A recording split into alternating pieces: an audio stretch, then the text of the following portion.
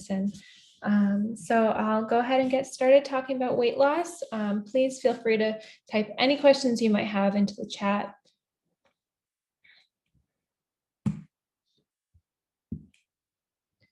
So the main thing to consider with weight loss is nutrition. You definitely want to consider nutrition as the foundation of not only life and health, but also in weight loss, they say about 70% of weight loss is nutrition and about 30% of it is exercise. Obviously today I'll be talking about other components like lifestyle, hormones, things like that too. But the main thing that you want to focus on is nutrition.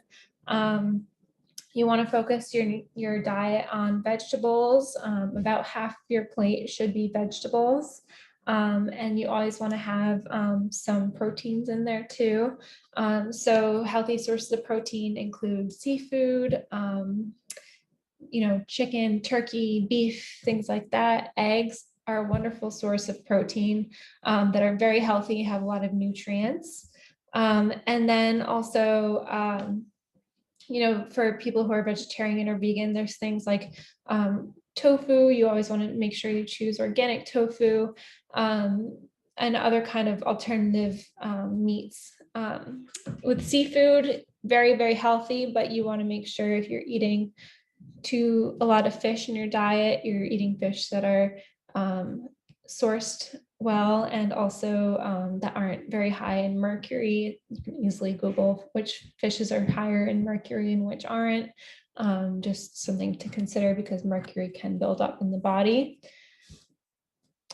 Fruits, very good source of nutrients, very healthy. Too many fruits can be a source of too much sugar. So like everything, you want to eat fruits in moderation. Nuts and seeds, also very good. We'll talk a little bit about omega-3 fatty acids later in the lecture, but nuts and seeds are a really rich source of those like healthy fats that you want to get into your diet. And whole grains, again, in moderation, and you want to get as close to the source as possible. For example, you want to be eating something like brown rice versus like a processed pasta or bread. But the main focus of your meals should be vegetable and proteins. Things to avoid in your diet. Sugar is the #1 thing to avoid when it comes to weight loss. People drink a lot of sugary drinks or they have desserts. I fully believe in everything in moderation, but definitely an easy way to cut out sugar from the diet is to read the labels. So any labels that you read, you can see that they have carbohydrates listed. Carbohydrates is what will end up being sugar in your body. And a lot of diets talk about net carbs. And basically net carbs is going to be the total carbohydrates minus the fiber. So if you have 20 grams of carbohydrates and 5 grams of fiber, then your net carbs are 15 grams. Processed carbohydrates, like I mentioned, pastas, crackers, wraps, breads, pastries, things like that. Those are all things that we want to keep in very small amounts in the diet, especially when it comes to weight loss. Very high source of empty calories and also can, slow down liver function and leads to inflammation in the body. So definitely good to be aware of alcohol intake, especially with weight loss. Easy thing to cut out if you're trying to lose some weight. I'm going to talk about some popular diets for weight loss. I get a lot of questions about different diets that are either fad diets or things that people want to try. They're not sure if it's right for them. One thing I didn't mention on here is Weight Watchers. I get a lot of questions about Weight Watchers. In my experience, patients get really great results with Weight Watchers. I'm not affiliated.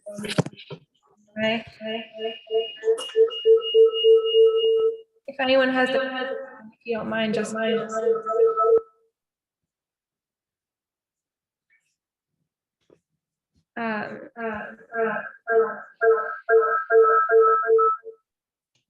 just take a look here. So everyone's muted. There we go. Okay. So popular diets. So Weight Watchers is one that I get a lot of questions about, like I mentioned. People get really great results with Weight Watchers, especially because with Weight Watchers, it really allows you to eat as many vegetables and fruits as you want, and then you kind of fill in elsewhere. So it really encourages vegetable intake and allows people to kind of get an idea of what's a healthier alternative for what they might be eating. Ketogenic diet, that's a very, very popular diet for weight loss too. Very effective. It's a diet that focuses mostly on high fat and low carbohydrates. So it's something that you have to be really, really strict with. It's definitely not for someone who likes a lot of flexibility in their diet or lifestyle. With ketogenic diet, you really want to make sure you're counting all of your macros, and what macros are macronutrients. Your three macronutrients are fats, carbohydrates, and proteins. So there's tons of apps that you can download on your phone that can help you count your macros, and basically just make sure that you're getting enough fat and enough carbs, as few carbs as we hope, for the ketogenic diet to be successful. And basically, that is the premise of it. For our newcomers, I just want to reiterate, please feel free to ask questions in the chat. I typically lead more of a Q&A type of a lecture, so happy to answer any questions that might come up. Atkins is very similar to ketogenic diet. It's very low carb focused. Blood type diet is one that I've been getting a lot of questions about recently.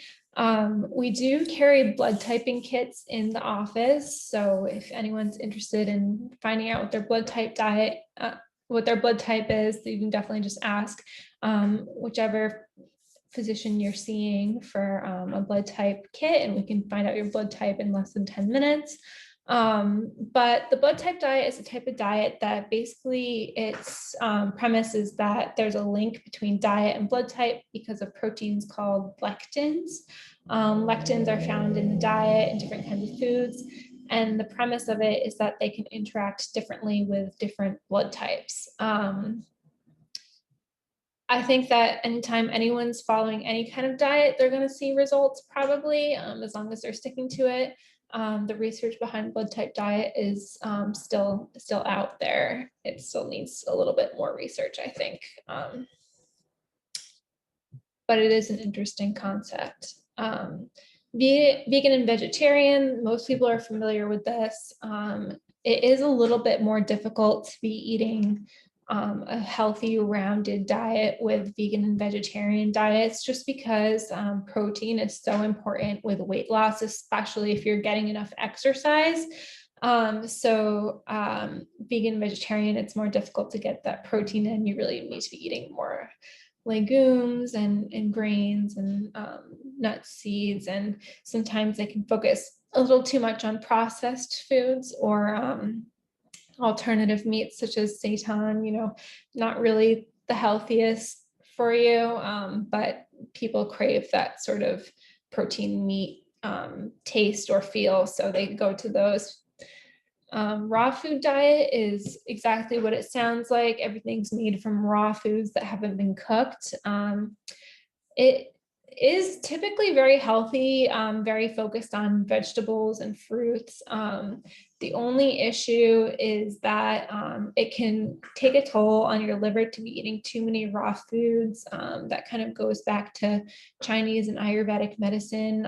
You want to eat seasonally, and in the winter times, your body craves more of those warm, cooked foods and much less of the raw foods. Especially here in the Northeast where we get a lot of cold. The next is intermittent fasting. One of the benefits of intermittent fasting is that it helps to regulate insulin. Insulin is very important in making sure that our blood sugars are controlled well.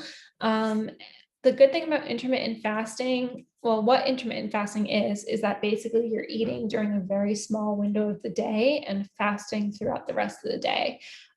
So, people typically start with about a 12-hour fast that's overnight. So let's say you finish eating at 7 p.m. You don't eat again until 7 a.m. That's kind of a long window of eating for intermittent fasting. People are usually doing closer to 16 to 20 hours of fasts, and then eating within like a 6 to 4 hour window during the day. There has been research that shows that it regulates insulin, like I said. However, it can be very difficult for people to do, especially if you are hypoglycemic. You have low blood pressure, things like that. It can sometimes be difficult, and it can,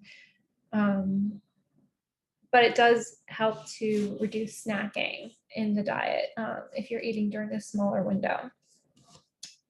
Next one is paleo. That is also a very popular diet. People tend on paleo, when they're eating a paleo diet, they tend to try to go back to like how our ancestors ate. So a lot of like hunter-gatherer type foods. You're really trying to cut out processed foods. You're focusing more on like vegetables, proteins, eggs, eating very few grains and processed foods. The next is Mediterranean diet. This is a very balanced, delicious diet. I personally think it's a great place to start if you're trying to lose some weight. It's also very effective. You're getting a whole range of nutrients in that diet.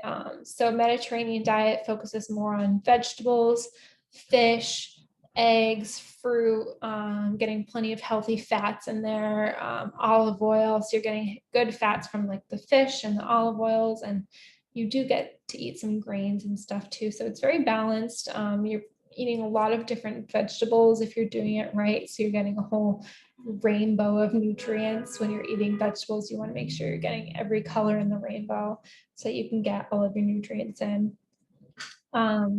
And then also focus on dark leafy greens, which are a really, really useful source of nutrients in the diet. I'm going to talk a little bit about seasonal foods. I get questions from patients about what foods are in season, what does it make sense to eat seasonally. A lot of people who grow up in agricultural rich areas, they feel like it's really easy and useful to be able to reach out to farmers markets or grocery stores that carry local produce and find what's in season. So you can always find seasonal food guides online for your area. Seasonalfoodguide.org. I can type that into the chat. Is a great place to find seasonal foods for your region. Benefits of eating seasonal foods are that they are nutrient dense because they usually have been picked at their peak of ripeness, and that is when the food has the most nutrients in it, versus if you're buying something that was shipped from far away, they usually pick it before it's ripe and then ripen it in transit using gases. So even though those can be very healthy too, it's definitely much more nutrient dense to be able to buy the food in season and locally.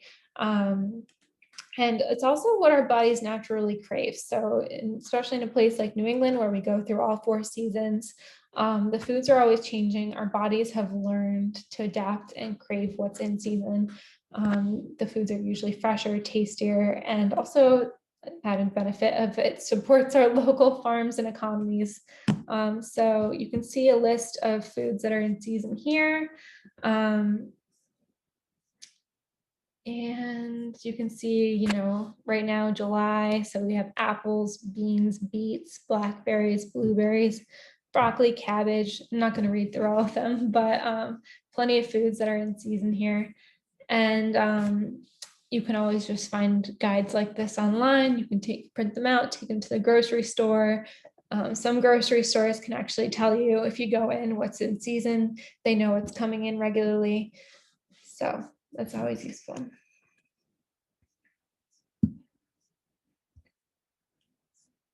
All right, let's talk about exercise. So exercise, like I said, is that important, 30% of weight loss, and also just helps you feel better. It helps you get more toned as you're losing weight.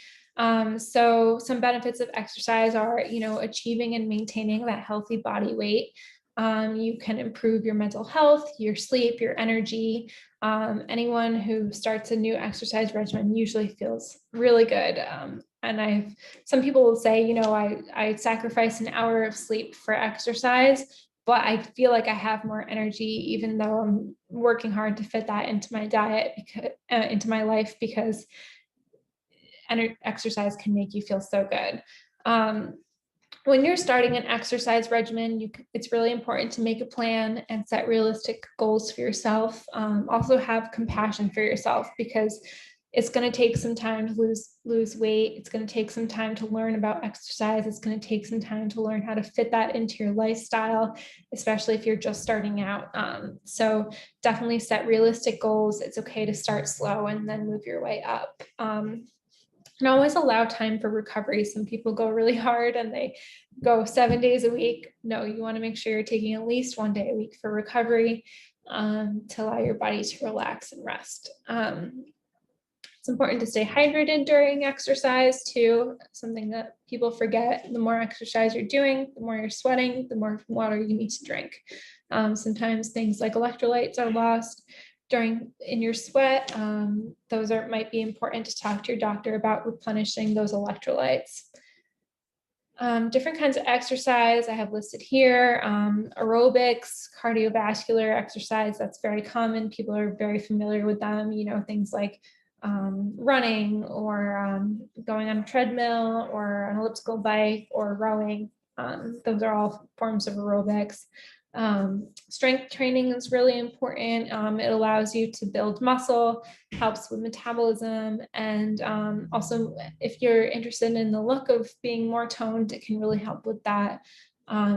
Especially during weight loss, you want to kind of help firm things up. So that's strength training is important for that. HIIT is high intensity interval training. That's become much more popular in the last 5 to 10 years. What that is basically you're exercising for a shorter period of time overall, but in that period of time, you're doing very high intensity exercise with small periods of rest in between exercises. It's very effective because it gets your heart rate up really quickly and allows for small periods of rest, like I said. Some people really feel like they need motivation when they're going through weight loss. So group classes is a really good, fun way to get some motivation. Everyone in the class motivates you. You're all doing it together. The person who's leading the class helps motivate you because they're instructing you. A lot of times group classes are really useful because they get you out of your comfort zone when it comes to exercise. So you're going to be doing exercises that you didn't know about, or you don't think about, or you just don't really feel like doing when you're working out on your own, and someone who's leading a class tells you to do it, and you kind of have to do it when you're in a group class. So it can be really useful there in terms of focusing on muscle groups that you might not typically target, or just helping you to reach a sort of heart rate that you might not have reached on your own on the treadmill. Another thing that I recommend to patients pretty often is hiring a trainer.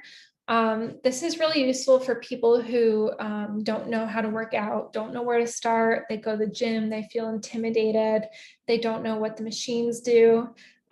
So that's really useful because a trainer can sit with you. They can actually talk to you about your nutrition and weight loss goals as well. But they can say, hey, we're going to work out this many times a week or this many times a month together. And you can tell a trainer, I have no background in exercise whatsoever. I don't know what to do. I'd really love to get a foundation for exercise, learn how to weight train, and then you can hire a trainer for a short amount of time and you can carry that knowledge with you forever. Or, if you prefer to have a trainer and someone to hold you accountable for your workouts, you can just keep using your trainer for as long as you want.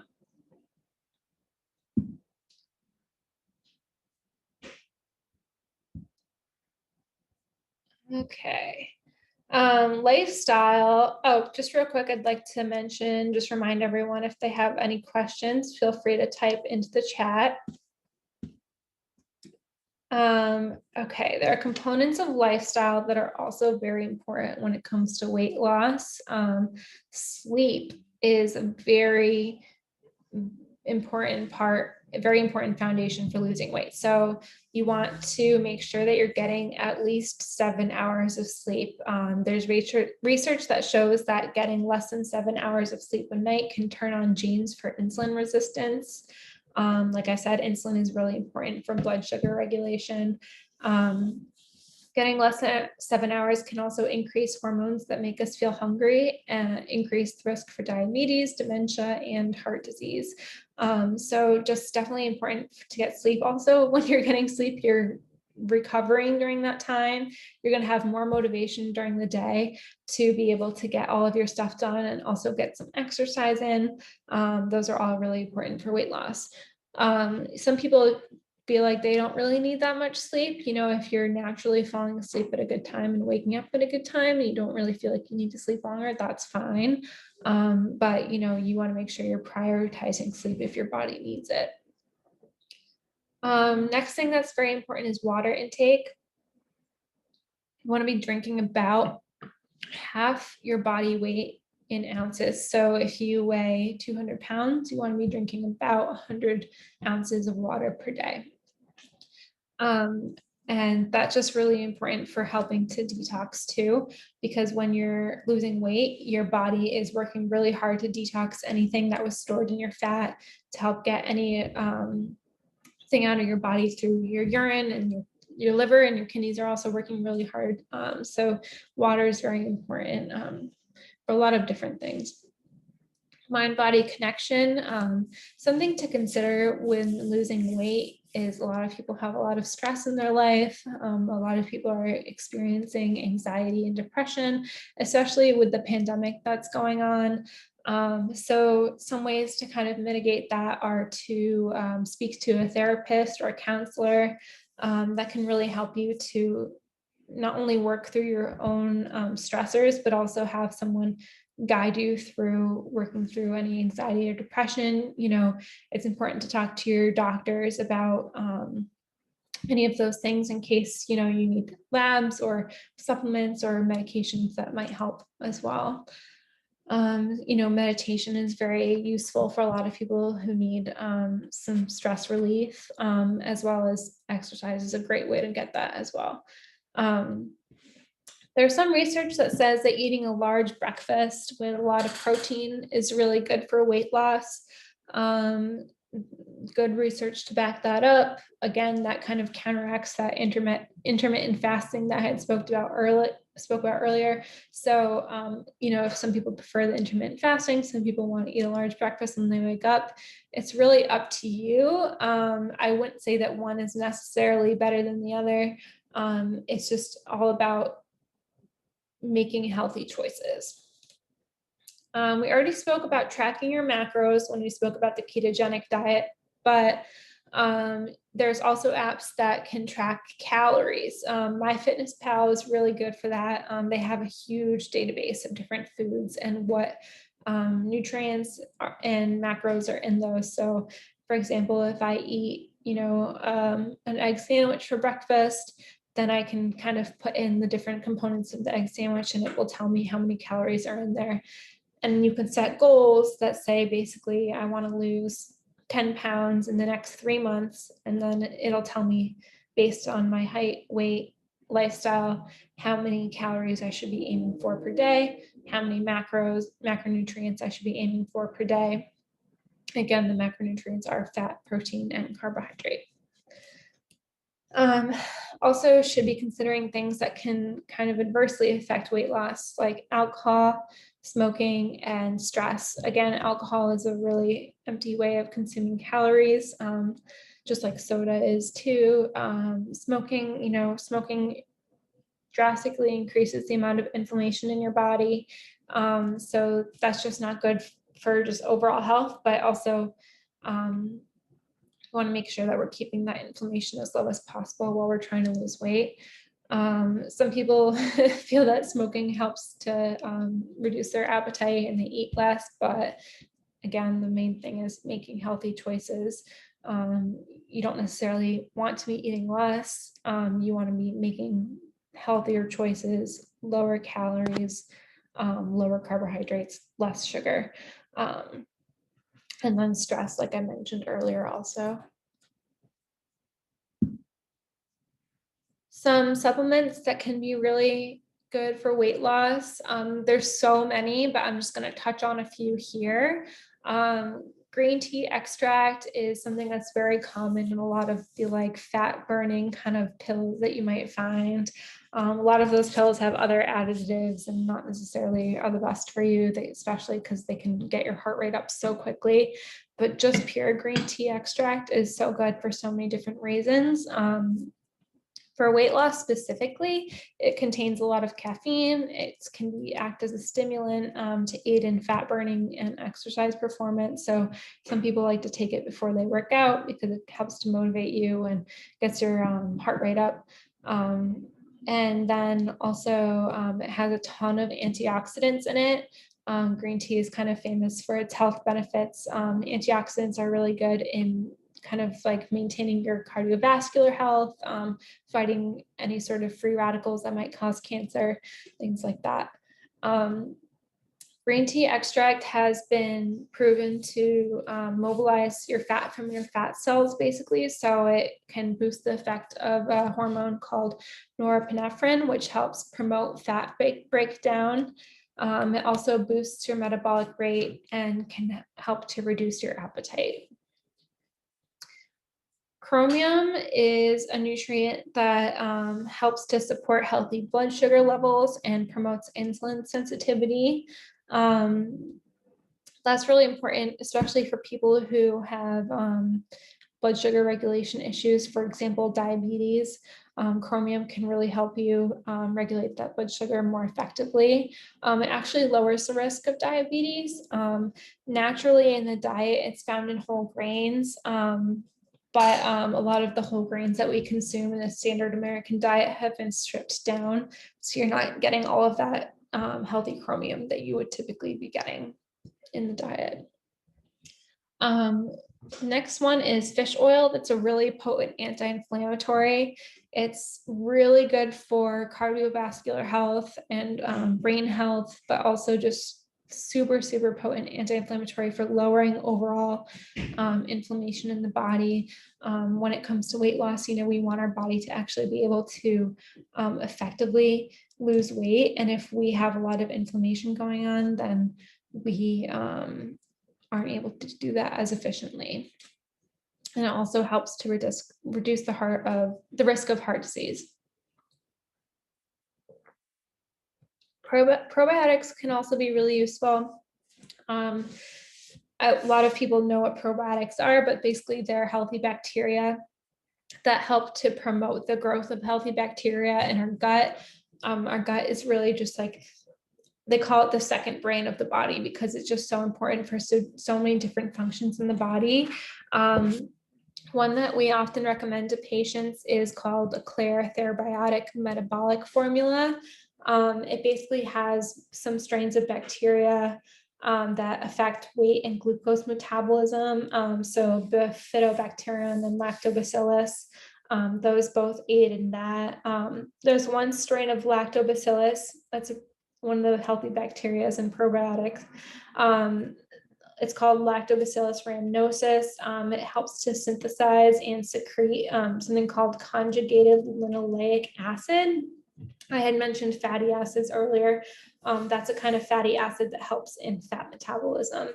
And then probiotics also help to support immune function and modulate inflammatory response.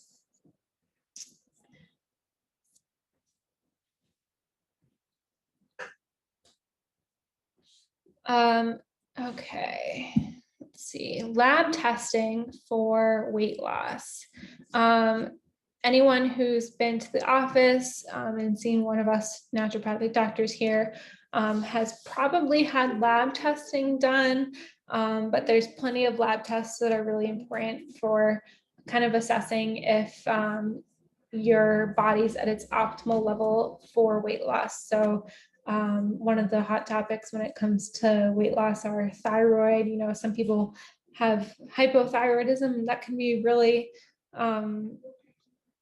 it can affect you adversely when you're trying to lose weight. So things like Hashimoto's or hypothyroidism, your thyroid is important for losing weight or actually just maintaining an optimal weight. So if you have a sluggish thyroid going on or any sort of thyroid disorder, it can affect your weight loss. And if you have hyperthyroidism, you might be losing more weight than you need to be.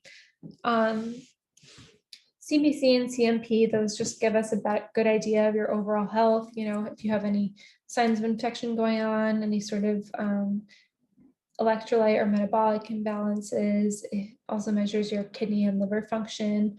Something I had wanted to mention earlier for ketogenic diet, it can kind of stress your liver and kidney sometimes. So important to keep an eye on that liver and kidney function. That's why it's also so important to have a doctor lead you through any sort of special diet that you're doing. Hormone panels, specifically also estrogen and testosterone. Anytime you have sort of a hormonal imbalance, you might be noticing that you aren't just reaching your optimal function. Cortisol, another hormone, that's our stress hormone. An excess of cortisol in the body can cause fat. It basically excess fat, like your body stores the fat when you have excess cortisol. It's also typically centered in your gut if you have excess cortisol. So people are noticing that they're kind of getting a little bit more of a stomach than they usually have. Things like that can be cortisol. Estrogen can also do that if you have too much estrogen. Cholesterol, just something to keep in mind. You know, if you're overweight, sometimes you can have some of that unhealthy fat collection going on in your body, or you might have a little bit of high cholesterol or high triglycerides. Something to always make sure you're getting done every year, really. Some of it can be familial, genetic, but you want to make sure that if you have high cholesterol going on, you're taking a look at your diet and saying, hey, am I getting in too much sugar in my diet? Because sugar and carbohydrates are something that can really help not help, but those can cause higher cholesterol. Omega-3 fatty acid status I mentioned earlier. That's the kind of fats that we find in fish, nuts, seeds, healthy fats. Fish oil is a really good source of that. It's helping to reduce any inflammation that might be going on. It's a test that I run on every new patient that I have because it can really tell you, you know, if your diet is too high in omega-6s, which can be inflammatory, or omega-3s, which are really anti-inflammatory. Another one is nutrient deficiencies. So if you have any nutrient deficiencies going on, your body might not be able to work at its optimal level, and that can be important for weight loss. Blood sugars, insulin, hemoglobin A1C. You know, if you're at risk for diabetes, you want to make sure you're getting your blood sugars tested regularly. Your doctor might also opt into testing insulin or also hemoglobin A1C. Those are all really important to make sure that you are keeping your blood sugars at a normal level, and also just making sure your blood sugar regulation is normal in the body. All right. Any questions? I'd love to hear from the audience.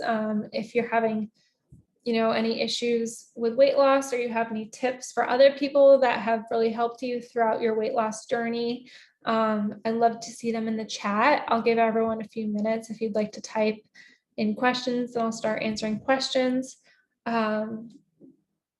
You know, if you are on a weight loss journey right now and you found something that really works for you, or if you have a product, like if you really love candy and you decide to replace it with something else, I'd love to see that in the chat. So I'll give everyone a few minutes.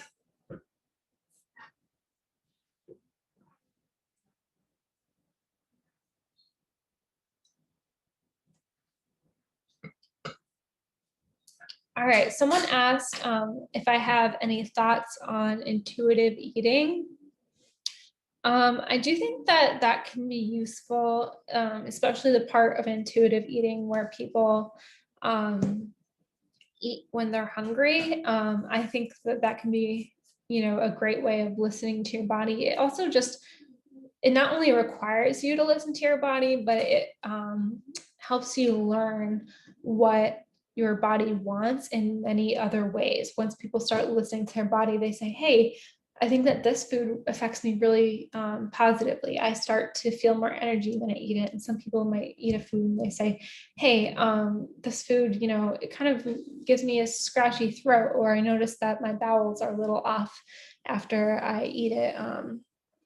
Those are both things that people might start to notice when they intuitively eat. So it not only has to do with how much food you're eating, when you're eating, but also which foods you're eating, and also affects your lifestyle overall. I think that's great. Another question, probiotics through natural sources like yogurt and kombucha.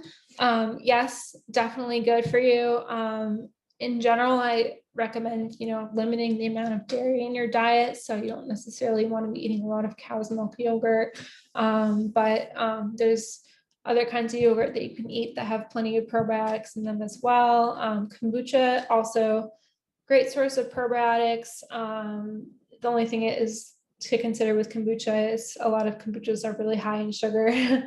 So you don't necessarily want to be drinking a ton of kombucha. Also, the carbonation in kombucha can adversely affect some people and cause some bloating. But yes, there are definitely healthy probiotics in yogurt and kombucha. Usually when it comes to probiotics, we want to consider two things: how many healthy bacteria are in a probiotic source, and also the range and diversity of bacteria in our probiotic source. So when you are taking in a kombucha or yogurt, it's usually pretty limited in how many probiotics and how many strains of probiotics are in there. But, it's definitely a great way to get that in your diet. Someone asked, what was the name of the probiotic you recommended? I can type it into the chat here.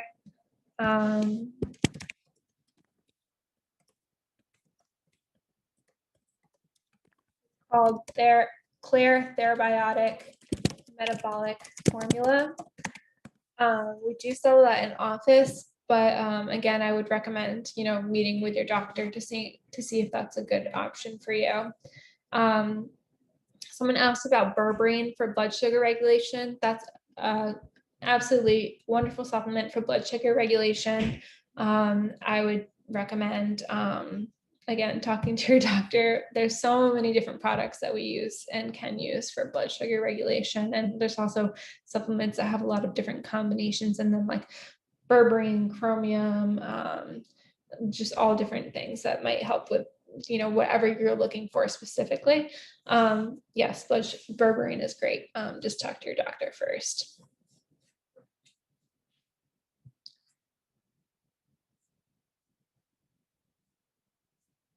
All right, anyone else? Does anyone want to share some favorite snacks or exercises or exercise classes that they go to?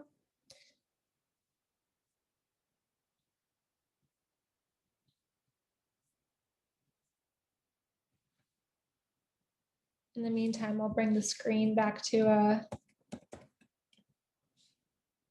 the in-season produce in case anyone wants to take a look at that.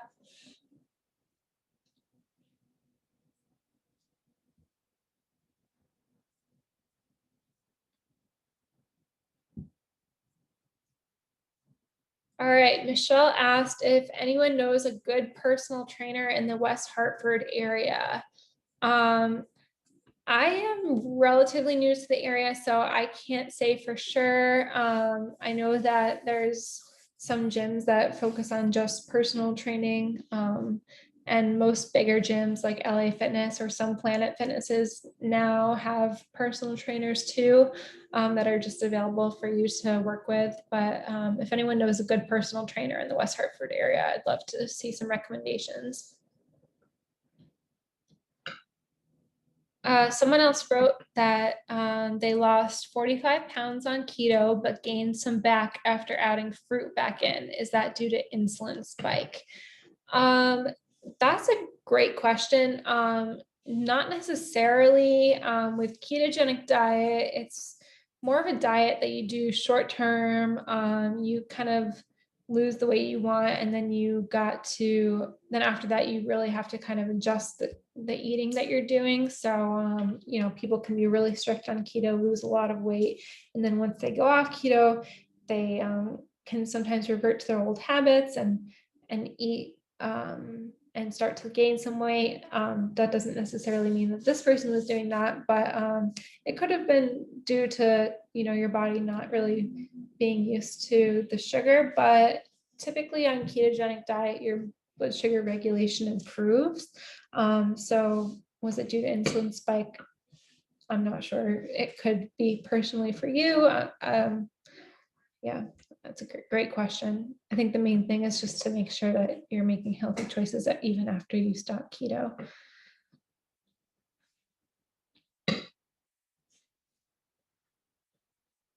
Any other questions?